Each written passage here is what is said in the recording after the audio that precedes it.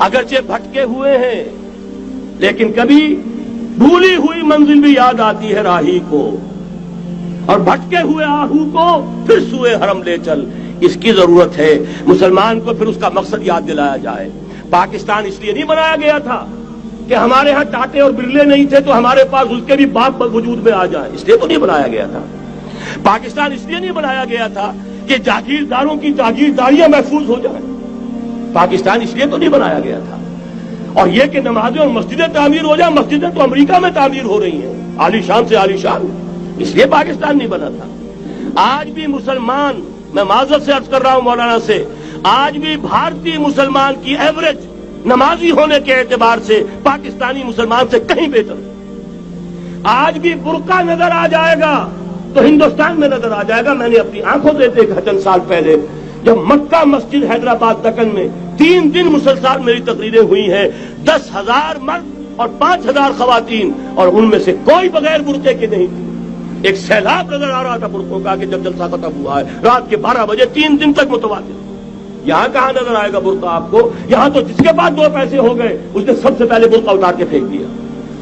معلوم اچھی طرح سمجھ لیجئے یہ چیزیں تو وہاں زیادہ ہیں یہاں کی نسبت۔ اصل ضرورت تھی کہ یہاں اس نظام کو قائم کیا جائے، وہ نظام عدل اجتماعی، وہ جس میں حریت ہو، جس میں عام آدمی بھی خلیفہ وقت کو ٹوک سکے۔ یہ کرتا کیسے بن گیا؟ ایک خاتون بھی کھڑی ہو کر دامن پکڑ لے، عمر تمہیں کیا حق ہے کہ ہمارے مہر کے اوپر پابندی لگا رہے ہو، جبکہ اللہ نے نہیں لگائی۔ اللہ قرآن میں قنطارہ کا لفظ استعمال کر رہا ہے۔ ڈھیروں سونا دے دے کوئی شخص اپنی بیوی کو مہر کے اندر، طلاق دیتے وقت اس میں سے کچھ نہیں لے سکتا، آپ کون ہوتے ہمارے حق کے اوپر پابندی لگانے والے؟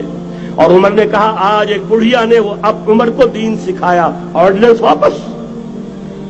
حضرت سعد بن ابی وقاص رضی اللہ تعالی عنہ جو فاتح ایران تھے، وہ گورنر ایسے ہی نہیں بن گئے تھے ریوڑیاں بٹی ہو اور گورنر ہی مل گئی ہو، وہ تو خود فاتح تھے ایران کے، اس لیے گورنر تھے۔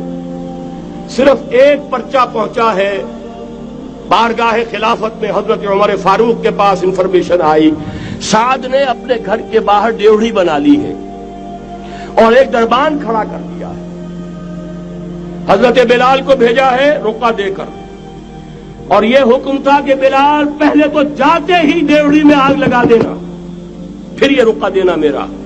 اور رقعے میں لکھا ہوا تھا اے سعد، لوگوں کو ان کی ماں نے آزاد جانا تھا، تم نے انہیں اپنا غلام کب سے بنا لیا ہے؟ یہ دربان کھڑے کر دیا اپنے آگے۔ وہ حریت، وہ مساوات کہ جا رہا ہو خلیفہ وقت اور چارج لینے جا رہا ہے بیت المقدس کا، کوئی ذاتی علاج کے لیے نہیں جا رہا، سیر و سیاحت کے لیے نہیں جا رہا، چارج لینے کے لیے بالکل سرکاری وزٹ ہے، آفیشل وزٹ ہے، اسٹیٹ وزٹ ہے۔ اور حال کیا ہے؟ 700 میل کا فاصلہ طے کرنا اور ایک اونٹ نہیں، کوئی انٹوریج نہیں، کوئی قدم و حشم نہیں، کوئی جمبو جٹ بھرے ہوئے نہیں، کچھ نہیں، ایک اونٹنی ایک خادم۔ اس ایک اونٹنی پر چونکہ راستے کا راشن بھی ہے لہذا 2 آدمی نہیں بیٹھ سکتے، ایک بیٹھ سکتا ہے۔ ایک منزل خلیفہ وقت بیٹھا ہوا ہے اوپر اور خادم نکیل پکڑ کر چل رہا ہے، اگلی منزل خادم اوپر بیٹھا ہے اور خلیفہ وقت عمر بن الخطاب رضی اللہ تعالی عنہ اور وہ آگے آگے نکیل پکڑ کر چل رہے ہیں۔ یہ نظام چاہیے آج نوع انسانی کو۔ اس کے انتظار میں، اس کی تلاش میں نوع انسانی نے کتنے تجربے کر لیے، کیسی چھلانگیں لگائیں، ملوکیت ختم کی، آسمان سے گرا کھجور میں اٹکا، جمہوریت آئی نام نہاد، لیکن وہ سرمایہ دارانہ نظام بن کر آگے سے بڑھ کر لعنت بن گئی۔ پہلے جاگیردار مسلط تھا، اب سرمایہ دار اور کارخانے دار مسلط ہو گیا۔ اس سے نکلنے کے لیے زور لگایا، کمیونزم کی طرف گئے، چھلانگ لگائی، اب ایک پارٹی ڈکٹیٹر بن کر بیٹھ گئی۔ انسان رست از یک بنتا افتاد در بندے دیگر، ایک چیز سے غلامی سے نجات پاتا ہے دوسری میں پھنس جاتا ہے۔ اور کیوں؟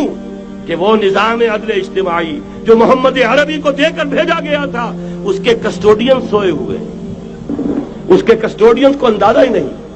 یہ نسخہ تو ہمارے پاس تھا، ہمیں عمل کرنا تھا اور دنیا کے سامنے پیش کرنا تھا۔ پاکستان بنایا اس لیے گیا تھا کہ ہم اس کا ایک نمونہ دنیا کے سامنے پیش کریں گے۔ قائد اعظم نے فرمایا تھا کہ ہم یہ چاہتے ہیں کہ پاکستان کی صورت میں عہد حاضر میں اسلام کے اصول حریت و اخوت و مساوات کا ایک نمونہ قائم کر کے دکھائیں۔